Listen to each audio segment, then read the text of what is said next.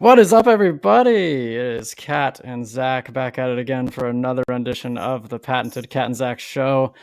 How are you doing tonight, Kat? Now that Mandalorian is in the books. Oh, frick. Wait. Yeah, frick. Oh my gosh. I guess it still feels like business as usual for us because we still have stuff to talk about, but I totally forgot that we were in complete denial that it was even the finale 2 nights ago, and I'm forgetting that it's freaking over. Frick. Frick. Frick. Do you think also wait, we had to wait literally like 2 years for this season, no? Am I Yes. wrong? No, you were correct. Immediately, yes. Yep, I was counting. There's all my notches on the wall of every single day we waited. So do we think, I mean, they allegedly already have season 4 written. Like, do we think it's going to be another 2 years, everybody? I don't know. I'm sad. I can't even think about that right now. Ugh. That is part of what I want to talk about with this finale, but let's take roll call. Let's see who's whoing in here. We got Quentin, Charlie, Alice, Grand Moff Tom, Andrew Hansen, Serena. What's up? What's up? Sal, I don't know if I already said Sal. The Stanleys. Yes, rest in peace, Oakland A's. I know. Very sad. What happened? They're moving to Las Vegas. Oh, Yeah. the Vegas A's? The Vegas A's, just like the Raiders. What's up, Jerry? Can't stay. Work tomorrow. Just wanted to drop in and say, hey. Well, appreciate it, Jerry. Appreciate it. What's up, Quick Poker? Mandalorian Legion, Eli, everybody. Welcome. We're going to basically dissect the living hell out of this finale because it's the last new Star Wars content we're going to get until, is it Visions or Ahsoka that comes first? Visions, which is really only like a week and a half ish away, May 4th. So Visions is actually very rapidly approaching. So that's good. Okay. That's a relief. We'll have to do a Vision stream, and maybe I have to watch the first season of Visions before then. I'm on the clock now, everybody. You totally should. The problem with Visions, it's the equivalent to Tales of the Jedi. You binge it all. They drop everything at once. Like it would actually be sweet because the amount of episodes that they release, it would carry us beyond even Ahsoka, I think, to that release. But at least we know Ahsoka August. So it's already summertime, y'all. It's gonna be here before we know. Yes, time just keeps coming and it don't stop coming. Let's move on to the big topic of the night, the return, the finale of season 3. So, Kat, they pretty much everybody who was here for the watch party at the end knows my thoughts. What are your thoughts about this finale? Was it everything you wanted, or were you left a little disappointed? I'll be honest. I think just our discussions about is somebody gonna die? It must be building to something. Something's in death is in the air, and like we weren't just the only ones thinking that. You conducted that poll where like almost 50% of people thought Din or somebody. I think it was like, is Din gonna die? Like, Right. that was not an irrational line of thought, and everybody and their mother on Twitter also was thinking that. So I kept going back and asking myself, why? Is this just weird fan generated? But it was everybody. Everybody had an opinion on Din dying, like as if that was a big buildup of the season. And so after we came fresh off of that from Evil Ewok, and I went in and watched it, and it turned out to be beautiful and happy and great, like everything freaking worked out.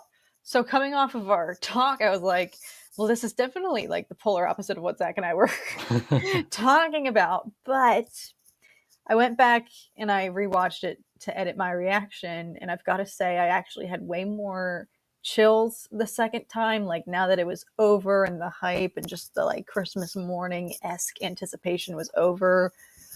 I just watching it with a different set of eyes, I guess. I appreciated it actually like so much more the second time around, and like things actually hit me way more the second time around in terms of like the emotional elements and all of the combat, because when you're first taking everything in, it's just like so being able to just watch it freely and not have the camera rolling and reacting, like I really enjoyed it actually a lot the second time around. Was it everything I thought wasn't going to happen? I didn't think they were going to get Mandalore back. You all knew I was like, this has to end on some bad terms, but it ended on great terms. So Yeah, I want to let's start with like things we liked about the episode, and we can kind of just switch off. And chat if there's anything you guys liked, just comment and we'll talk about it. But I think one of my like low key favorite parts of the episode was the cooperation between Din and Grogu when they were fighting the Praetorian guards, and then Din, Grogu, and Bo when they were fighting Moff Gideon. Like I don't know, it's just something I enjoy when characters work together and it's as a team. I don't know, it's cheesy. It's like they're working teamwork, friendship, like I like it. So that was really fun, and it was yeah, it was good to see Grogu hopping around and being all Yoda-y. Yeah, he was doing his parkour. No, I agree with you. And I think those are like the best moments in Star Wars because that's so much of what Star Wars is about. I hate when it's just one hero who does everything. My favorite is when it's a team group effort. So I'm right there with you. I think my favorite was, I mean, I think the biggest standout was just all the freaking action. The aerial jetpack, people getting rock'em sock'em roboted in the air, like Yeah. Armor, seeing her in aerial freaking action, just walloping people. Katie Sackhoff when she freaking whipped out the dark saber, like I think my favorite part of this episode was Katie Sackhoff, especially after rewatching it.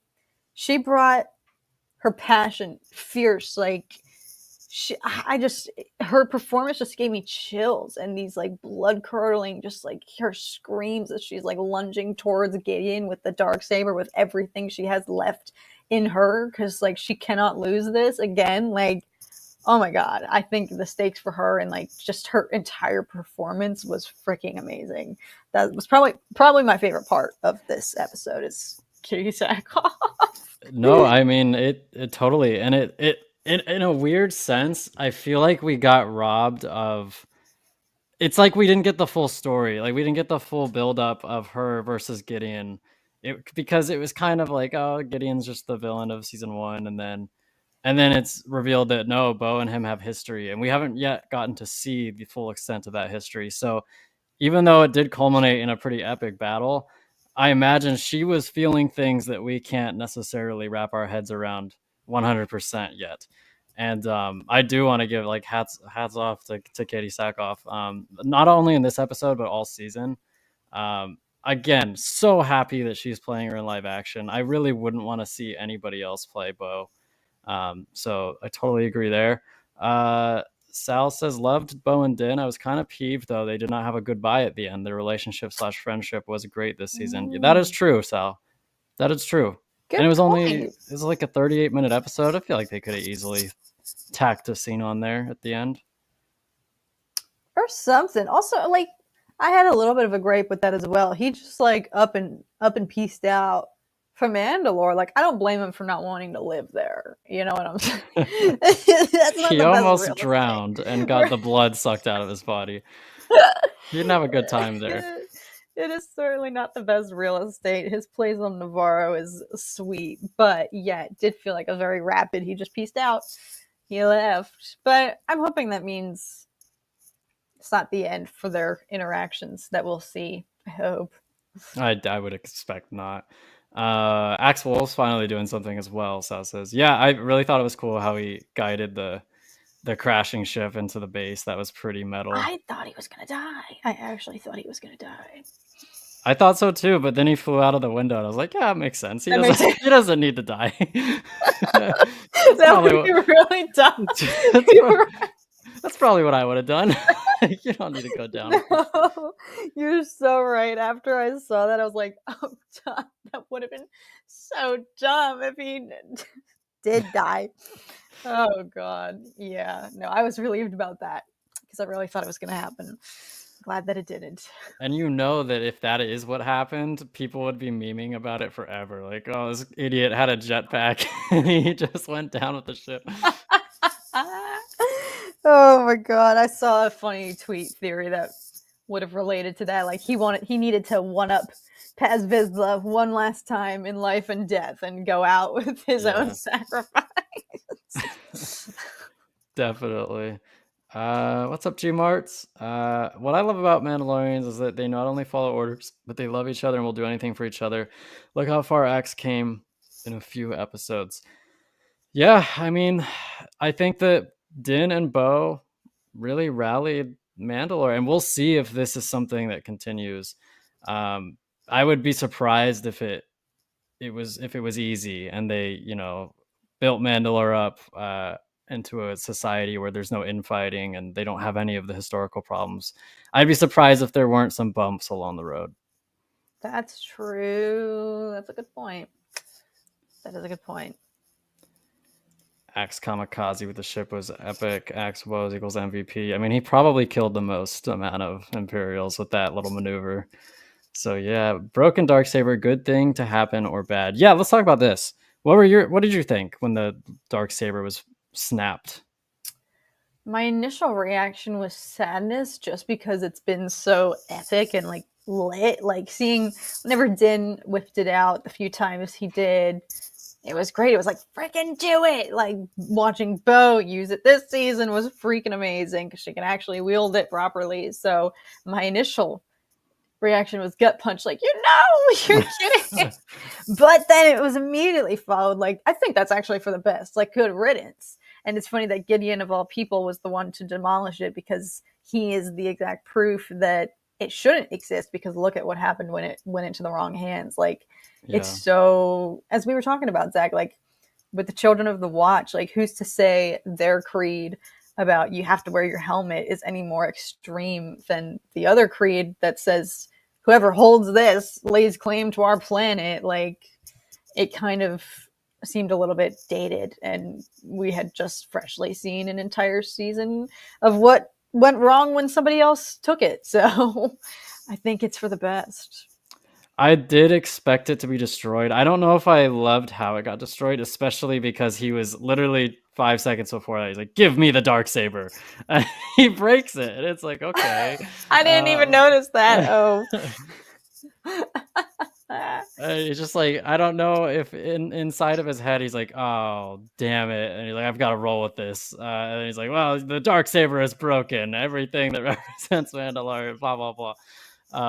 But I did think it was funny how he demanded it, and then it just immediately snapped it like a toothpick.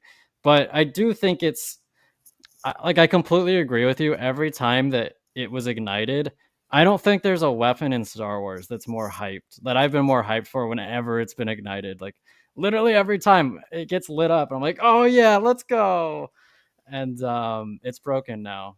And I guess they could repair it if they wanted to, but I think symbolically they should just leave it destroyed. You attest this? I'm seeing so many people saying they should take the Kyber crystal and give it to Grogu to make his own lightsaber. But like, would Grogu even want a lightsaber? I feel like, I mean, Din's not discouraging him from tapping into the Force or anything like that. But I mean, I guess Ahsoka's no longer a Jedi, but she still has her sabers. So I guess Grogu could make one if he wanted to. No, I think the Mandalorians would be encouraging of using whatever weapon that he can, like, that's part of their religion. But yeah, I mean, that would be cool if he takes the crystal.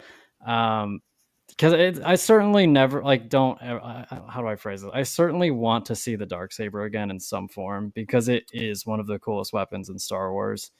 And I guess it's had its day, and maybe we'll see it again retroactively, like if we do Old Republic stuff, or if we get a Tar Vizsla movie about the first Mandalorian Jedi, maybe we'll see the creation of it. I mean, I wouldn't say that we're never going to see it again. And I just think that it's in a good place where they left it. Symbolically, it's destroyed, and I think what it stands for works. And that's all I have to say about that. Like, it had a good run. Yeah. Axe with the Leroy Jenkins moment. Yes, except he lived. Could you? Jenkins. I was really hoping you would join me there. One of the first YouTube videos I ever watched. Oh my god. Now I need to just go and rewatch that. I haven't watched that in so long. You got to. It's iconic. They saved the halfway decent writing for the last action sequence. Yeah, I like you said. I want to echo. The action was brilliant. It was like when they were all flying towards each other. It reminded me of the Battle of Pelennor Fields when the Rohirrim crash into the orc lines, and Casca Reeves had this sick ass move where she like flew, stopped her jetpack and slid across a platform, and then ignited her jetpack again really seamlessly, and it was like, oh, that was so slick. Yeah. They all just looked like utter goats. Just bad asses. Bad asses. Oh, it was so good. It felt like we missed half the episode. I think there was an appropriate amount of action. I do wish that we got more wind down time. Like somebody said earlier, I wish there was a scene with Din and Bo. I think they could have taken their time more towards the end. What do you think? Yeah, that's 100% right. Like, I felt like all of the closure and tying everything up was smashed into 5 minutes. I think there totally could have been more, and even more. Admittedly, for me, something that threw me off a little bit was, as Tom phrased it, Din gets freed before the theme song even plays. Yeah. I think there could have been a little bit more build up and fear because we spent all week thinking, what the F are they going to do to him? What do they want with Din? Like, what is he going to get mind flayed? What is going to happen? Like, that had been a huge point of discussion for all of us. Like, what are they going to show him? What's the debriefing room? What do they want with him? And then when he got freed within the first actual literal 30 seconds, I think. Yeah, it was like the second scene. Yeah. I think there could have been a little bit more build up to feed into all of that anxiety we had, because that's why I was freaking nervous going into the episode. Like, what is going to happen with that? So I agree. I think there could have been a little bit on both bookends, up front and on the back end, of just some wiggle room to, I don't know, ease into it more and then unwind at the very end. No, I completely agree. I was surprised that it really hit the ground running at the pace that it did. I guess it makes sense because it's not like they would have been able to regroup and make battle plans, because literally the fleet was about to be under attack. They needed to get a move on and they needed to get a counteroffensive. So I understand that. I'm with you. It felt like they spoiled a lot of tension just by, and they've made a habit of that. I feel like where they set something up and then they just do an about face and then completely undo it really quickly, which I don't love that they're making a habit out of that. But it was fine. Like whatever. It again, it resulted in some cool action, and I was still fearing for Din's life throughout the episode until they beat the Praetorian guards. I was like, oh, he's probably fine then. Right. Yeah, when the Praetorian guards came out, I was like, oh, frick. Not again. Not again. Not again. I can't do this again. Get away from him. Leave her alone. When they went to like 3v1 Grogu, it was like, that's not fair. Come on. Why? Who at Lucasfilm thought that was a good idea? I'm sorry. No, not that it was. Please don't ever do that to me again, is what I'm saying. That visual, I know what happens. I know he makes it out and he's fine, but that visual will still haunt me. I just can't. I can't. Grogu is adorable in this episode. I mean, he is in every episode, but specifically the scene at the beginning where he's like, I need you to be brave for me. It's just, they really hit a freaking grand slam with Grogu. Like, you can't not love him. There's nothing you can do. It's just against your will. He works your way into your heart, and you would die for him. I would die for Grogu. Right. I know. That's so true. In a way, I'm as scared as I was. I'm always relieved knowing what you said, Zach, that he's the most safe character there is in all of Star Wars. Like, nothing will ever happen to him. Thank God. But even just that split moment of fear. Absolutely. What's up, Fulcrum? Long time no see. Fulcrum. The meme lord himself. Very long time no see. Let's go.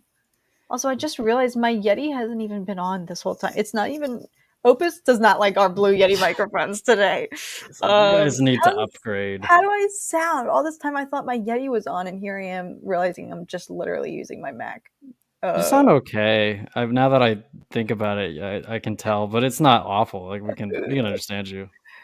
This is Zach and I had a whole debriefing about why our Blue Yetis hate us after last week's stream, and now I feel like we've just catapulted a whole.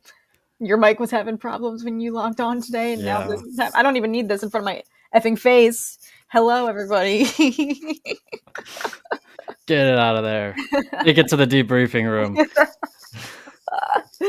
For real. Alice says Gideon can't be dead, right? He was wearing full Beskar. He might be a fried chicken, but I bet he's alive still. I think he is dead. I'd be kind of mad if he's not. What about you? What do you think? He was engulfed. He literally got swallowed up, like straight up incinerated. Like, even if he partially survived the flames, he still would have fallen into the chasm. No, because he was right there on the edge. Gideon himself, I think whether that was Gideon or a clone, I know it's a big point of discussion currently. Whatever version of him it was, they're gone. They're cooked. Yeah, they are. He is no more in whatever form that was. I really don't. I'm glad. I hope all the clones are dead because I hate clones.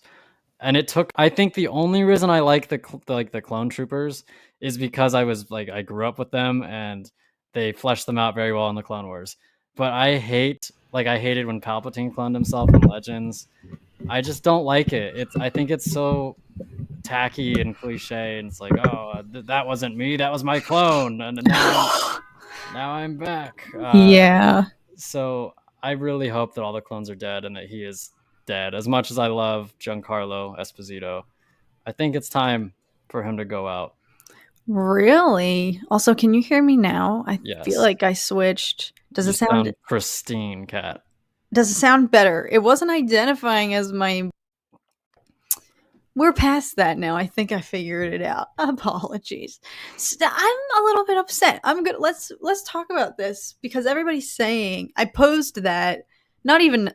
Actually, no, I lied. I did say I was rooting for it. That this is not the end of Gideon, and a lot of people are responding to that in my reaction, saying no, it's time. This is his saga, and now they're making way for the bigger bad, who's going to make Gideon look like a preschooler, which is Thrawn. But if this is the end of Gideon, I feel like he never had full time in the sun. You know what I mean? Like, You're right. Never got backstory. Yeah.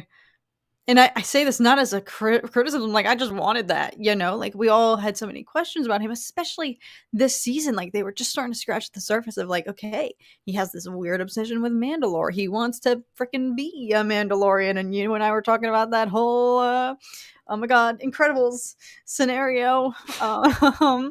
So it's like, I was hoping we were going to get a little bit more of that, or that he was going to take Din to the debriefing room and there was going to be this whole huge dialogue between him and Din, and we were going to get more of his motivation, what inspires him to wake up every day and just want to drive Mandalorian to the ground. Like, what was it? And if it is the end of him, I feel like we never got answers behind his motivation, other than I guess he's just bad.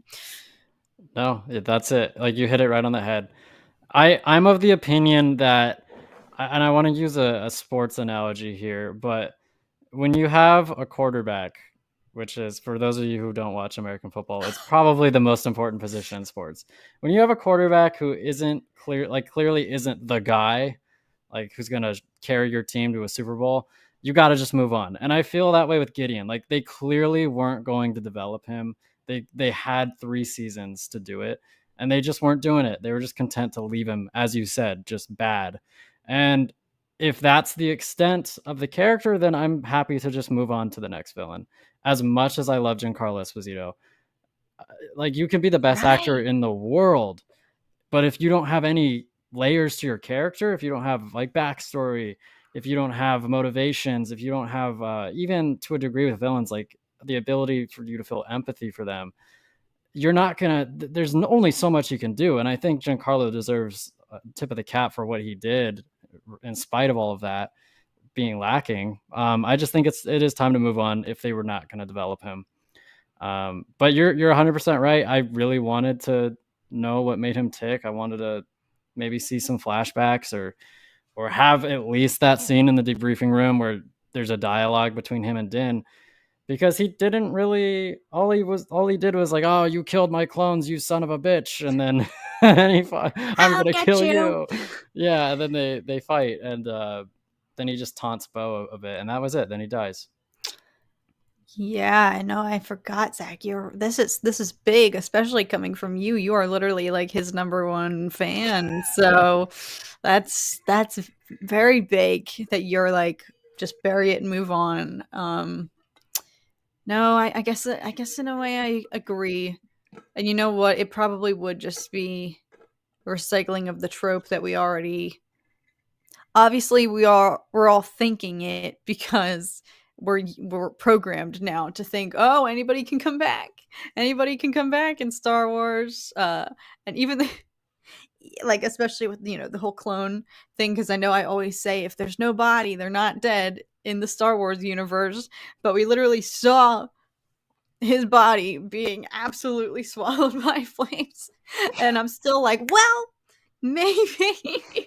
So like you're right though, like it's probably even for the best that that's not in the cards, because it just is digging up the same trope that we got in Rise of Skywalker that a lot of people still are not over, like the big bad returning. So Somehow Gideon returned. for real. Fulcrum says, "I don't understand." Yeah, and we're definitely gonna hit on this. We were talking about it before we went live. This is the crux of everything I don't like about the episode. They did it themselves, and I'm gonna let Fulcrum speak. "I don't understand why the actors were hyping up this episode to be super emotional and sad. Nothing remotely sad happened. Everything worked out perfectly without a scratch, and I could not have said it better myself. All we heard was how this was going to be earth shattering, and we weren't prepared for it, and we weren't going to be able to handle it, and we were going to wish that we hadn't asked for more. And then it literally went without a hitch, and they got Mandalore back. Gideon died. The Imperials are beaten, at least on Mandalore, and Din has a new home, and Grogu's his son now, and it was a happy ending in every sense of the word. So what do you think they were talking about, Kat? Like, why were they? What was the deal?" I don't know where the sadness came from in terms of like what Brendan Wayne was saying. Like, it's gonna hurt. Yes, he was saying it's gonna hurt. Nothing about it hurt. I guess maybe other than watching Grogu get backed into a room by 3 Praetorian guards. But at the same time, as shaken in my boots as I was, I would bet my life they're not going to kill Grogu like that. Could you imagine?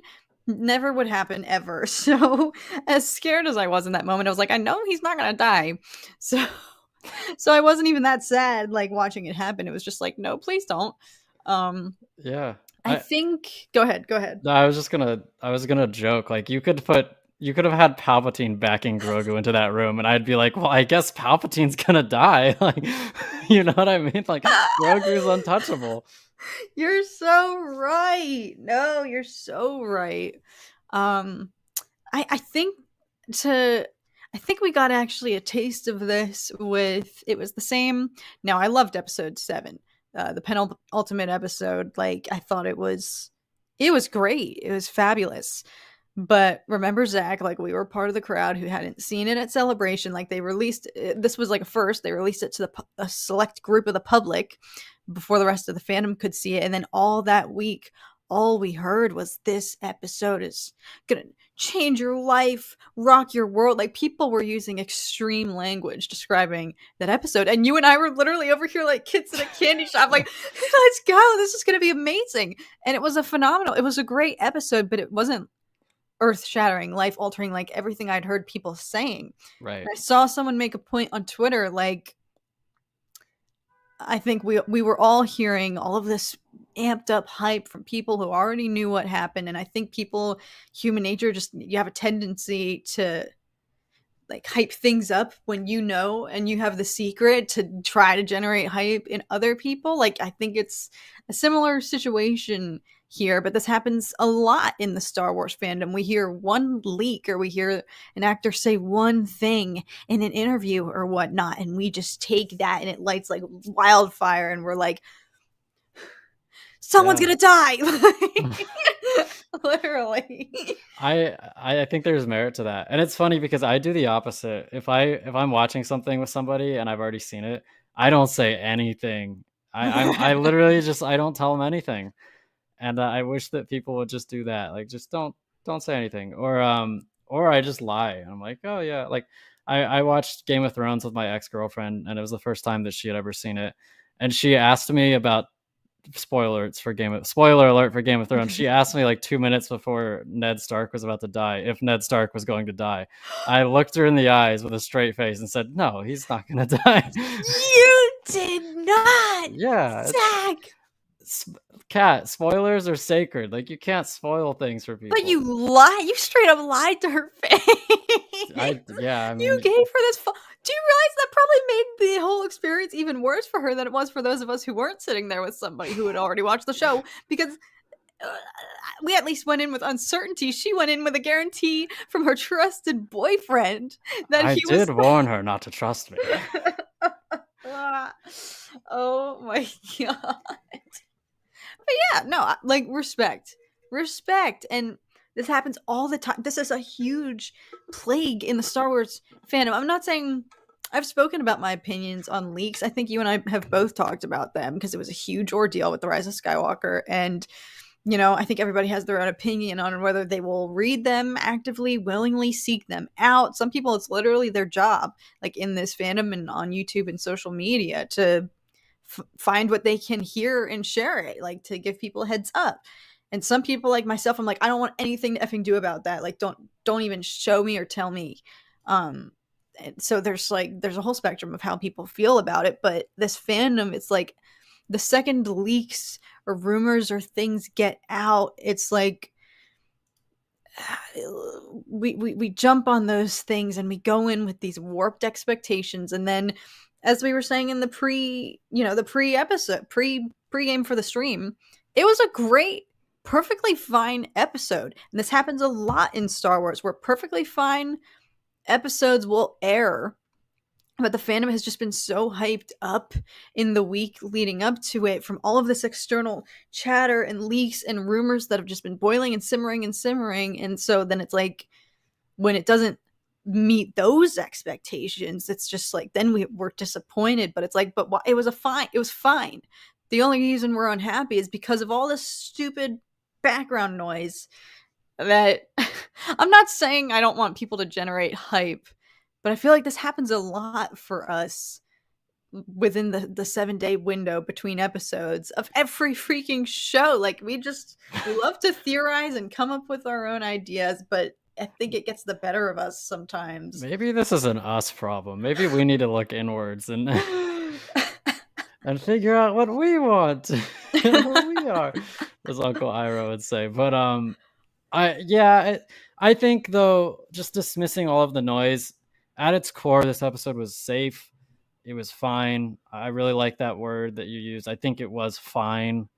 It was a serviceable episode, a serviceable finale. Hell, if they wanted to end the show, and I don't know why they would, because it probably makes them a ton of money, but I feel like this episode would have been a suitable series finale. I mean, it ends with Din sitting on his homestead with Grogu, and everybody's happy, and he accomplished what he wanted to with Mandalore, and the bad guy was defeated. They could end the show, Kat. I don't think they will, but if something happened, or Pedro didn't want to come back, or if John and Dave didn't want to do it, and then they just said, screw it, we'll just cancel it and we'll move on. I feel like it could have ended on this episode, and that'd be fine. Yeah, no, that's so true. It wrapped up. I was like, that's the best possible closure for this show. It was beautiful. Like, literally glorious ending, and it made me feel like everything is okay in the world because Din and Grogu are happily ever after. I think we just have the benefit of the time period, knowing that things don't stay. New Republic obviously doesn't hang on for very long, and obviously the Empire is trying to make a comeback, and we know eventually they do, and the First Order rises. So I think we have the benefit of like, despite that closure, it's still like, okay, where there's obviously someplace the story Right. can go because there's conflict in the future, so they're not going to be just living in peace for very long, you know. Absolutely. And I wanna touch on that next, because one of the things that you were telling me on Tuesday night that you wanted from this episode was for there to be some sort of setup for the next season. And I feel like to an extent we got that with Din basically working as a contractor for the New Republic. But at the same time, I don't feel like that's what you quite meant. I feel like what you were talking about was you wanted some indication of like what's going to be the problem that's looming on the horizon here. And I don't feel like we got that.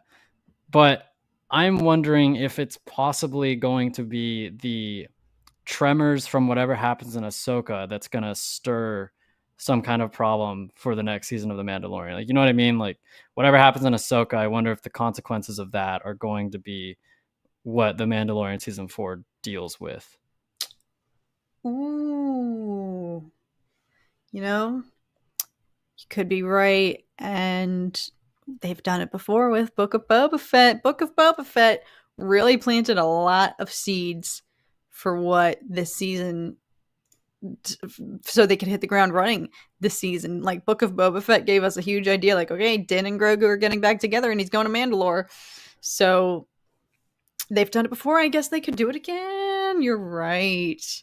Yeah, no, you're definitely right. Like, I'm not saying I didn't want closure, and y'all know I freaking hate a cliffhanger. Like, they're great because they're so juicy and they generate your anticipation, but I don't want one entirely for a season finale, especially considering it maybe might take another 2 years for them to get season 4 out. So I just wanted a little something. But you're right. I think the comparison I made was like, the best example is Mando season 1 finale, because everything's great. They wrapped it up, but then they get you with that dark saber drop, and you're like, frick.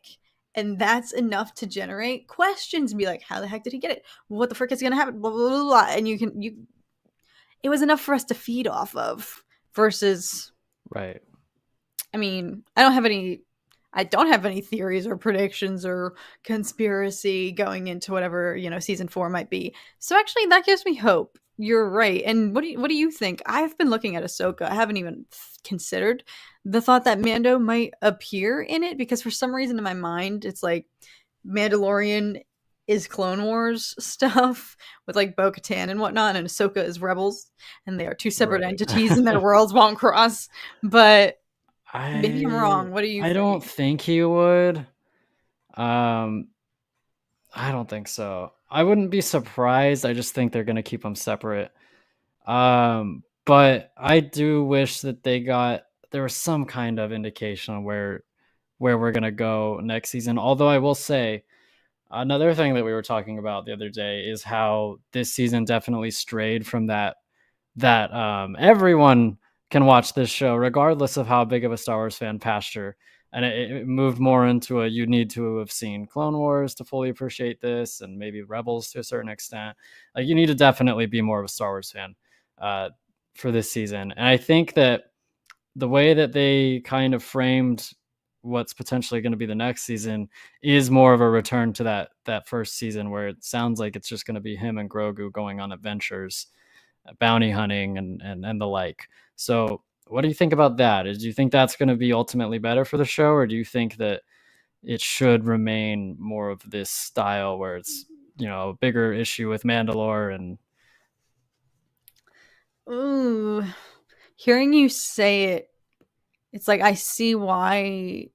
I see the temptation to expand into the larger the larger lore, such as Mandalore, bring in legacy characters, because it totally raises the stakes compared to stakes in season 1 were essentially just don't get caught by the Empire. We didn't even know who Gideon was till episode 8, right? Or 7, rather, right before the finale. Like, there was no overarching conflict to be constantly afraid of. Then it kicked in a little bit more in season 2 when they expand the lore or whatnot, and they give us, the main antagonist more. So I think that is a benefit. Like, this, in terms of stakes, I feel like this season was one of the highest stakes, because you're dealing with an entire culture going and reclaiming their planet that the whole show revolves around. Like, they can't go back to their planet, and now they're trying to. So I just wonder. Well, I'm not saying stakes can't go higher than they were this season, and maybe I'm wrong, because I think a lot of people have felt like the season didn't have, or the stakes were wasted in a way, because they saved it for the kind of last few episodes here. So I'm sure people probably have differing opinions on that, but I guess there's still room. If Thrawn is, you know what, you're right. Maybe Mando will not cross over into Ahsoka, but Thrawn certainly will, and he's going to hopefully be established as a galaxy-wide problem. So I think. Go I ahead. really hope he doesn't die in Ahsoka. I really hope they don't just kill him at the end of Ahsoka. Wait, that's a possibility?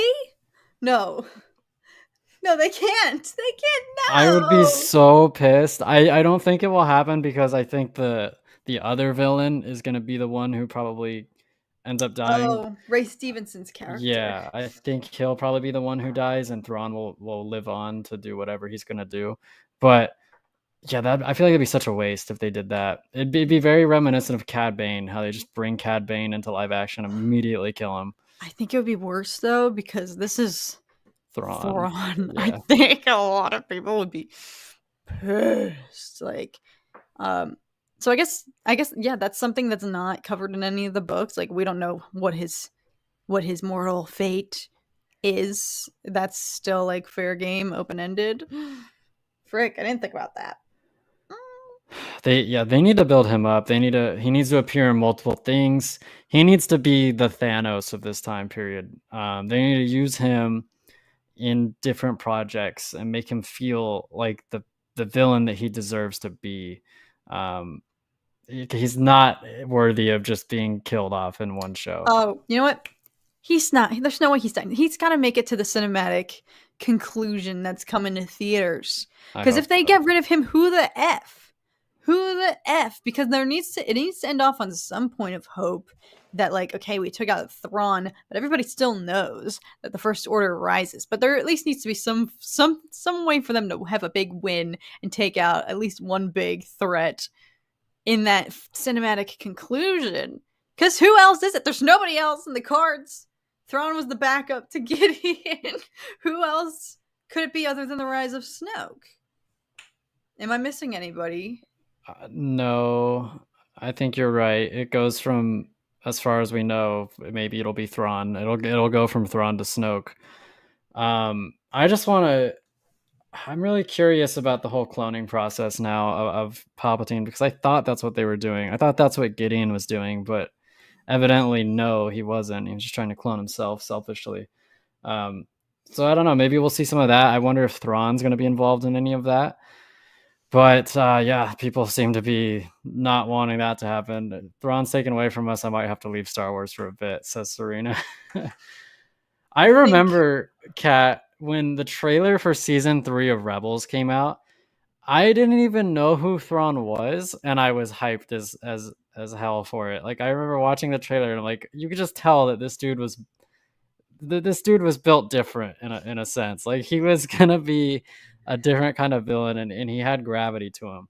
So I can't imagine how people who have been Thrawn fans since the 80s or 90s or whenever he appeared first and the heir to the Empire, I can't imagine how they'd feel if he just got killed off in one season. No, they can't. They cannot. I wasn't even thinking about that. Now you put this on my radar. No, there's no way. They can't. They cannot. No, there's please they can't.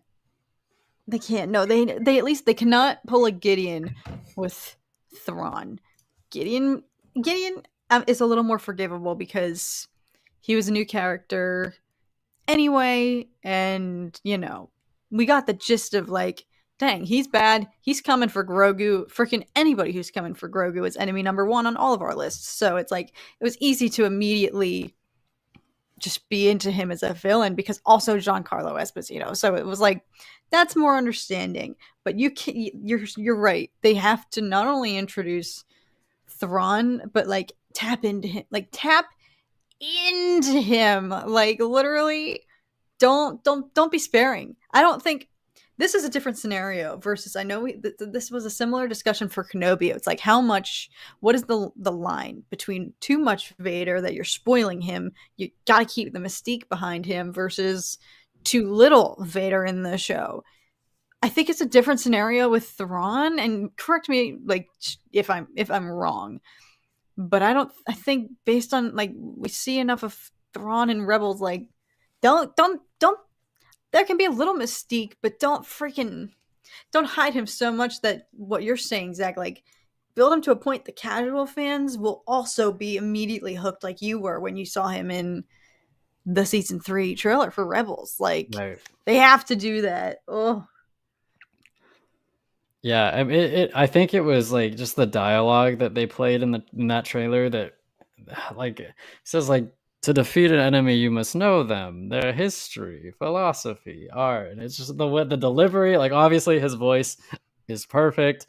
So I think his voice and just the characterization of Thrawn are going to go a long way to making people like him, but there is more to it than that. Like they need to show his brilliance, his military brilliance. He has to win. One thing I felt Rebels did too often was they had they had Thrawn lose, but they excused it as like, oh well, he didn't really want to win anyways. He was just letting them go. And I think they did that too often. I don't want to see that in Ahsoka. I want Thrawn to be going for the jugular. I want his full tactical brilliance on display, and I hope we get that. But let's talk about basically looking at all 3 of the seasons. Which season would you say that this is the worst season, the best season, or right in the middle? I think I stand affirmed that season 2 I think was just on another level. Maybe because it was, I guess, bias. It was the introduction of Ahsoka to live action, Bo-Katan to live action. It was a lot of great, just beautiful intros to be excited about, and then of course Luke Skywalker. So I feel like I still hold season 2 as the winner. But I love this season. I don't have, looking back on the whole season overall, I pretty much loved every single episode. Frankly, with the exception of like the first one. Like the first one was just pretty much setting up everything that was to come, and then everything that followed I really like enjoyed. I'm not saying I didn't enjoy the first episode, but it just got better and better from there, like in my opinion. And it definitely had a different vein and different tone to it. Almost felt like a different show in some regards, but I think I would still choose season 3 here over season 1. And season 1's great, but if you look at them, they're almost like 2 completely different shows, comparing those 2. Yeah, I see that. For me, I'm still I feel like I'm working out how I feel.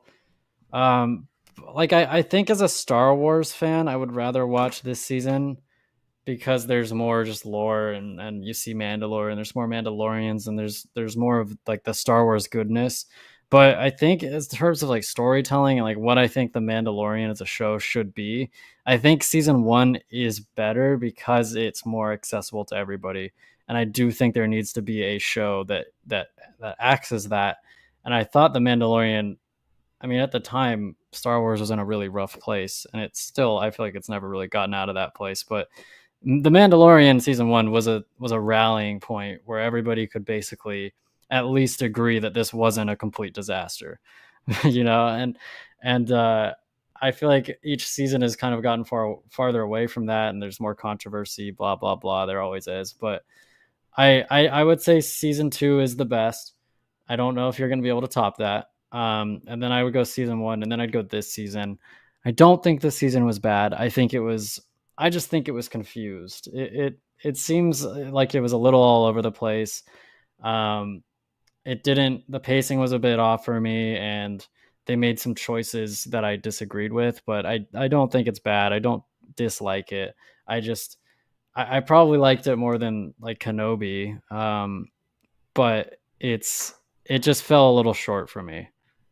No, that's fair. And honestly, now that we're talking about this, I think based on the discourse I've seen online and Twitter, I think this season has been the most polarizing because this is the first time I'm really seeing. I feel like previous seasons of Mando, it's been unanimous kind of reception, and this is the first season where I'm seeing people say either this is my favorite effing season, I've loved this whole thing, followed immediately by a tweet from an entirely different person saying I can't even watch this season, I don't really like it. Like, I feel like I haven't seen that polarization with Mando before. Have you, Zach? I mean, I know you're not No, on social media, but I'll act like I am for a second.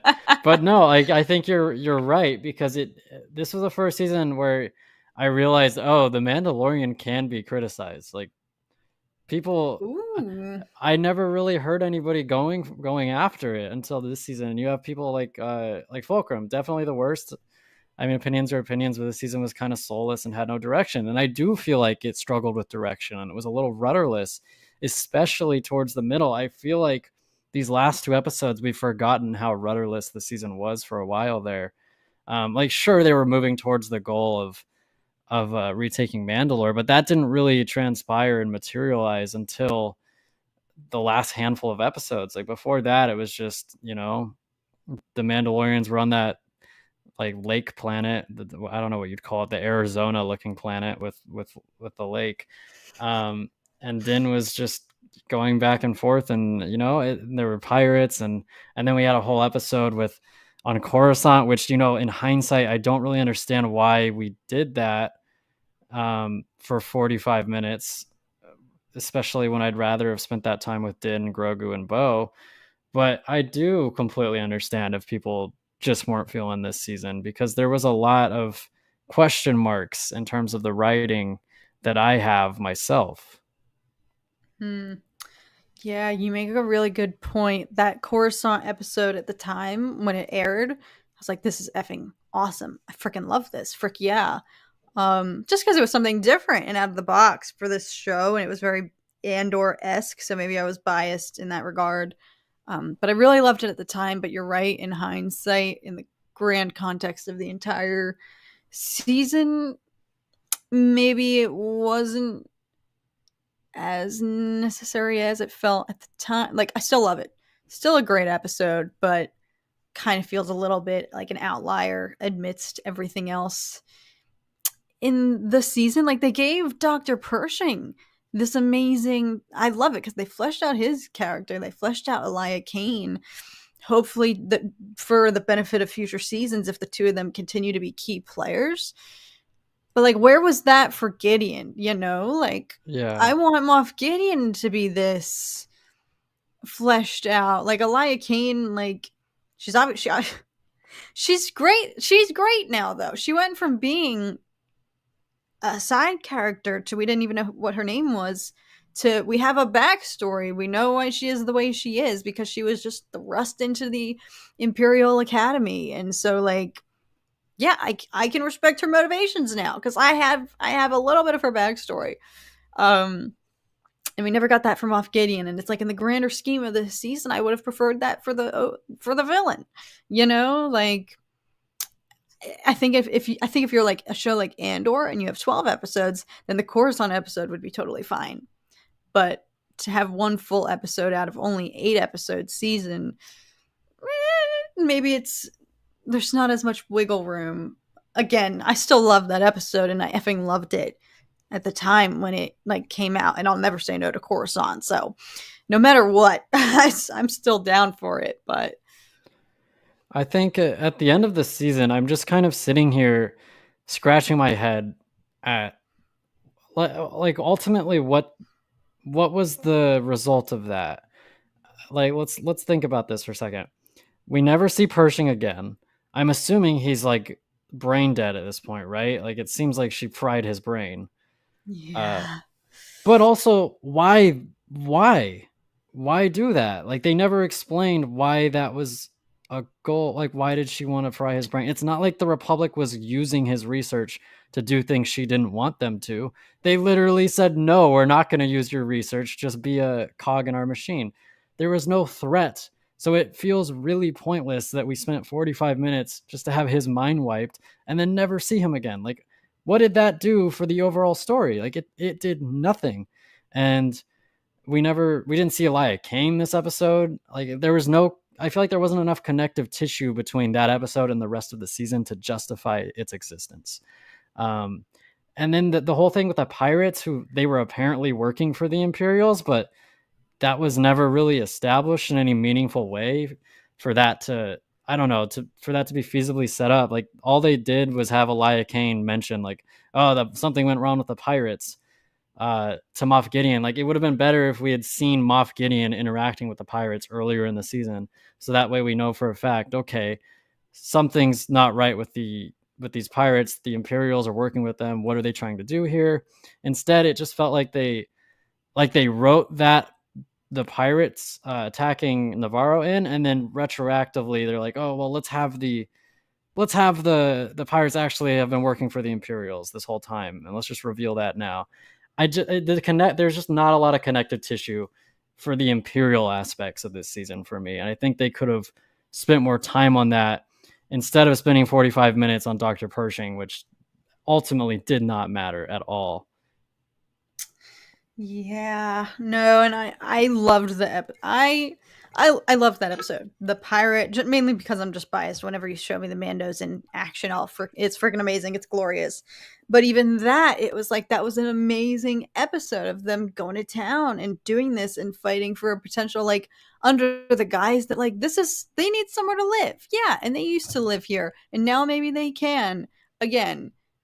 And then next episode later, it's like everybody get back on the ships, we're leaving Navarro. Like even that, it felt like, okay, was that all? I mean, obviously they did a great deed to save the planet and all of the innocent civilians that were helpless, and the New Republic was doing absolutely nothing. So it was, I guess it wasn't useless in that regard, but definitely kind of felt like the season. I think that for me, if I had one thing to share about that I maybe didn't like so much in this season, it would be they planted a lot of seeds and then never followed through on them. And Yeah. again, maybe that's just a Star Wars fan problem, because I feel like we're all programmed to just immediately like catnip, just grab onto anything, and then we go and we take it and we write all these different theories and fan fiction and like and everything. We just like is it us?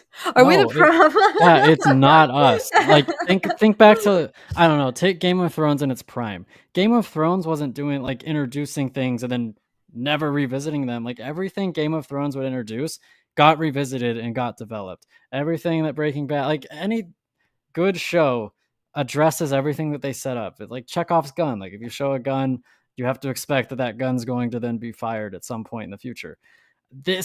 This whole season had so many Chekhov guns that just never got fired, or things that never really got connected in the way they should have. And this Stanley says it was to keep secrets Pershing may spill silence. I don't agree with that, because she got him all roused up and wanting to rebel against the Empire and pursue his research. He wasn't going to do it. She was the one who's like, you need to start thinking independently. And she manipulated him into walking into a trap that got his mind wiped. They you might be right, Stanley's, that may be why she did it, but you have to, as a writer, you have to like convey that to us. We shouldn't be left here like trying to come up with the reasoning. That should be relatively clear, like her motivation, or they should have had some kind of deal where he's like, oh, I know so much about this, that, or like there's a million different ways to do it. and they didn't, and it just like feels really weird that was an episode we got. And I feel like if you're gonna do that, you need to work that into the ingredient. Like you need to work that ingredient into the recipe of this season. And it's like they just left it on the side of the dish, and they're like, we're not going to use this actually. Like just ignore that. Like that doesn't matter. So I think that is probably my biggest gripe with the season, was just that episode, because that was the longest episode too. Right? It was like 50 plus minutes. Yeah, and that's what they chose to use it on. And again, I think that it was interesting and it was nice seeing Coruscant, and they tried to do something different. But when you have only 8 episodes, and you're trying to tell the story about Mandalore and reclaiming it, you need to use every single episode that you have, purposefully. You can't meander around on Coruscant. It felt like a luxury, if you catch my meaning. Yeah, no, 1,000%. Yeah, after everything you're sharing, I'm just going through my mind, like, am I overreacting? But like, just examples of, things that maybe were seeds that we were just supposed to figure out, that were still very vague though and unclear. Like, Bo-Katan's home was straight up bombed to smithereens. And at the time we were like, who could this be? And then is it just supposed to be implied? Like, oh, it must have been Moff Gideon, but they didn't even touch on that. Like, if that is the case, give Moff Gideon a line to say, oh, have fun going back to your destroyed castle, or something like that, to imply like it was him. Like, bring things full circle. I think the one great seed they planted this season that they followed up on, and it was like a big, amazing, whoa, realization thing, which is what is great when you plant seeds and then deliver. The whole, are you saying Mandalorians freed Moff Gideon with the Beskar remnants in the wreckage? And then we had a week to be like, what the frick? And I never would have guessed that Moff Gideon like had his own army of Mando suits, and that explains that. Like, and that is a case where it was even better than whatever I was theorizing. I forget what I even said. Like, there's a rogue group of Mandos or something like that broke him out, or like whatever. My ideas don't even make sense compared to what it turned out to be, and that's so rewarding as an audience. And that is what you're so right, actually, to bring up Game of Thrones. That's one of the best parts of that show, because there is a payoff for everything. Even if you do have to wait a little bit for it, eventually things get tied up, like you said, and that's just satisfying as a viewer. 100%. It would have been like, to use Game of Thrones again. I think that what the Mandalorian did too often this season would have been if Game of Thrones, when what's his name? Why am I forgetting his name? Rob. When Rob breaks the agreement with Walder Frey. With Walder Frey, if he broke that agreement and then nothing happened, like it was just like, okay, he gets to marry the new woman, and then nothing happens. If only. But instead, the Red Wedding happens because they planted that seed, and like they very intricately established that Walder Frey was not to be trusted, and then Rob broke his word, and it came back to bite him in the ass, which is putting that scene lightly.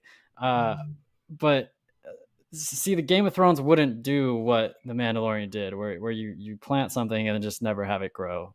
You always, if you're gonna plant something, it needs to bear fruit. That's storytelling 101. And I feel like the Mandalorian's been a bit lazy with that. I'd like to see the writing improve. Like, I wouldn't say it was at Kenobi levels, but it needs to get better. It needs to return to season 2, season 1 quality, in my opinion.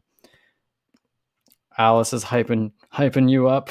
Thank you, Alice. Literally, I appreciate you for always hyping me up when I wear my hair up, because this only happens when my hair is dirty and I haven't washed it. So, and I'm over here feeling like, can everybody tell? So, Alice, thank you. I mean, now you all can tell, because I just doxed my dirty hair, but I appreciate you, girl. Alice, what about my beautiful hair? The only reason I'm wearing this hat is because I was too lazy to do my hair. So. Yeah. I'm glad we both correlated Yes. our hair days today. That's what we do on the Cat and Zach show. But let's go ahead and do the emoji rain because we are Yeah. just over an hour here. Do you want to end on a high note, Zach, while it happens? What was your favorite part of this season? To end on a positive. My favorite part of the season, probably, I think just the sheer amount of Mandalorians that we got in live action is always cool. It's kind of like we went from, until a few years ago, we'd only seen two Mandalorians in live action, Boba Fett and then Jango Fett. And for a while, there was a lot of debate as to whether they were real Mandalorians or not, but we know that they were now Mandalorians. So it was just cool to see like a ton of them and see action sequences with them. And also attached to that, I would say Bo-Katan. I freaking loved Bo-Katan. She's the highlight of the season for me. She's my favorite Mandalorian, and we got a hell of a lot of her. Yeah, I got to agree with that. I think Katie Sackhoff deserves all the flowers for this season, especially since I think based on interviews she went into it not even knowing that the scale of her role had been amped up this much. So that's just she's amazing for her. Love that for her. And I agree, you're so right. I feel like the combat was on a whole other level this season, the fight sequences. And I think for me as well, though, there were a few great, really touching, emotional moments that tapped into the heart of what season 1 was for the show, which was the Din Grogu father-son bond. I loved Paz and just that moment with him and his foundling Ragnar. Like, are you okay? Like, I'm okay, Dad. Like on the side of the cliff. I love that. It makes me teary-eyed now I watching it in want to just hindsight. briefly, why didn't we get I would have loved a scene where Ragnar's, I don't know, like honoring his father, like Right, why they didn't we? didn't even say his name. Yeah, like why not just like even when he's when he's being baptized, have him say something about like I hope I honor my father, like all Right. my deeds going forward, like something touching to kind of. I feel like there was a lot of missed opportunities, even in like just little tiny like lines of dialogue like that.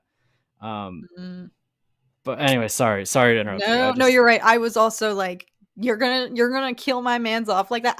Guys, that might also be one of my favorite parts of this season. Like, why the frick was I so moved by Paz Vizsla's sacrifice? Like, I'm still crying every time I watch it, and now I can't go back and rewatch the other beautiful moments of him and his son this season, or him just being an absolute badass this season and not cry. Like that, however they were able to make me that emotionally moved, I'm obsessed with it.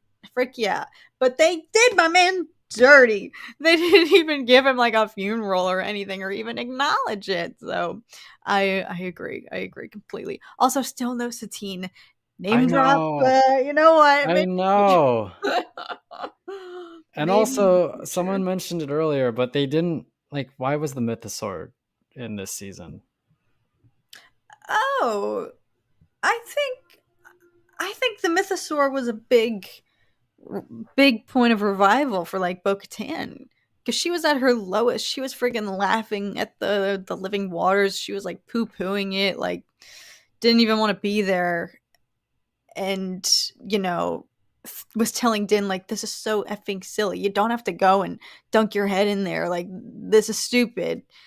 But then she was moved, like, her experience there, seeing him and the way she then stood up for him later in the season. Like, he is just as much a Mandalorian as any of us. And I think her spirit was revived a bit because she saw the Mythosaur while she was there. And she was like, I see what Din is saying. This is magical. This is special. I don't know. That's my thought. No, I think you're right. I think also you should have used it again in this last episode. I think that just in the way that the Darksaber being destroyed symbolizes maybe a departure from a classic Mandalore, where we're always going to infight and it's all about rallying behind this weapon and yada yada yada. I think that the mythosaur appearing to maybe help them would have symbolized, Bo-Katan is the rightful leader, and like we need to follow her path. Like we need to do what she says because she's going to lead us on the path to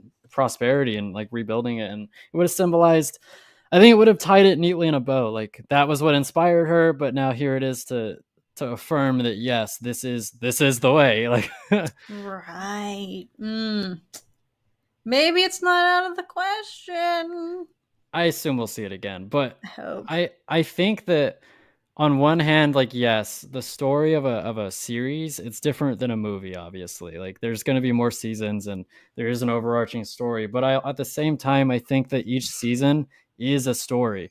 And if you're going to introduce something in a season, it has to be, I don't want to say resolved, but I want to say like paid attention to and like used more than just being mentioned once or shown once and then never popping up. I think that it has to have like a natural arc, or like there has to, like the 3 arc structure. Like they're all just, each season is its own story, and I feel like they're considering that this season leaves a lot of loose threads that hopefully will get tied up in the future. But anything else you want to add before we dive on out of here? I low-key was so enthralled by what you were saying. I forgot emoji rain was currently happening. So I was like, why are people commenting mangoes and melons? I was like, wait, what's going on? Because this is the way. Yes.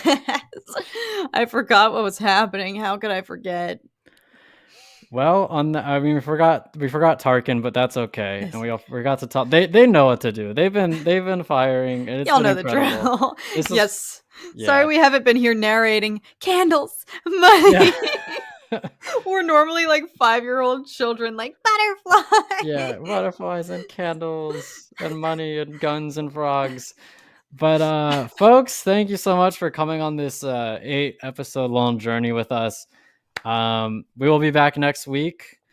Probably it'll be one stream a week now since we have nothing to do. I was gonna say, what do we talk about next week?